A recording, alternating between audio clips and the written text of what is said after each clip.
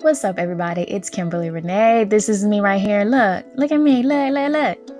I am currently running a campaign around food love, and I'd love for you to go check it out. So that's my little advertisement. But let's get into this tea. So I'd like to introduce you to Sleeping Giants if you've not heard of them. They are a campaign that is designed to make bigotry and sexism less profitable. That also includes racism. Currently, they have a campaign called hashtag Stop Hate for Profit. They're currently working with the NAACP, Color of Change, ADL, and so on to essentially get racism out of big business. Now, Stop the Hate actually called out a company that you might be familiar with back in 2017, and that is Bob's Red Mill. So Bob's Red Mill is an employee-owned stove milling manufacturer, and you've probably seen their flours in the grocery store. They have whole grain, gluten-free, they have cereals, even baking mixes. Now, here's what they said, they being Sleeping Giants, said to Bob's Red Mill.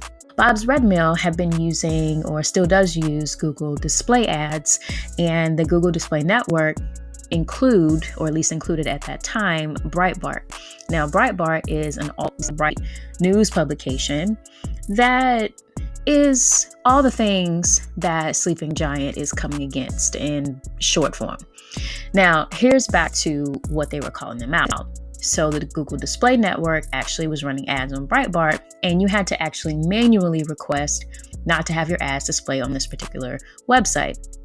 So Bob's Red Mill got called out by Sleeping Giants to say, hey, y'all haven't done that yet. Y'all still running ads.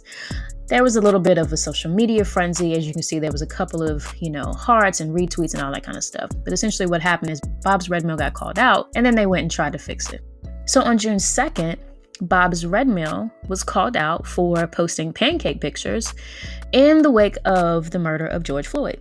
And so they said, hey, thanks for those of you who called us out for posting about pancakes over the weekend. We're not afraid to admit when we're wrong. They continue on and they basically say, hey, we're going to give some money. And, George Floyd, amplify voices. I think what's really interesting here is a comment that we see from the Kitchenista. The Kitchenista is a self-taught cook who has several downloadable ebooks, and she has more than 120,000 followers. So here's what she said. Good morning. I hesitated posting here, but I feel like this statement isn't genuine if you also aren't committed to diversifying the roster of influencers you use and to pay them fairly. I was just contacted by Open Influence and offered less than 20% of what I am paid for content creation by other national brands. I sincerely hope you consider the implications here, and I doubt that the same offer would have been made to your other, quote, regular influencers. Now, this has no replies. Literally nothing has been said, but a lot has been said. One of the things that I'm not sure if you know this, but I've been having many conversations with a ton of brands. Many of these brands I actually use. They're in my refrigerator. I've recommended them. And Bob's Red Mill was one of those brands. Now, I reached out to Bob's Red Mill, of course. And so the first interaction that we had with them was basically like, yeah, we'd love to chat. Let's hook it up. So I emailed the people they told me to email. And then immediately I was met with, oh, we're not looking for any partnerships right now. And we don't have any money we can donate and yada, yada. I was like, okay, yeah, well, but I didn't ask for money and I'm not asking for a partnership. I'm letting you know that my expertise is one that can help you make sense of what's going on because you said that you're muted and listening. And I'm offering this for free. I've been having multiple conversations with a ton of brands and I'd love to chat with you too. Very non-threatening, very open. And I was inviting myself to have a conversation with them and see if they were open to that. So let's fast forward. After a couple of weeks of back and forth, they said that they were going to connect with their executive team to see if the executive team would be interested in having this conversation. And this was the message. Hey, Kimberly, at this time, our executive team is not looking for anyone to facilitate these conversations.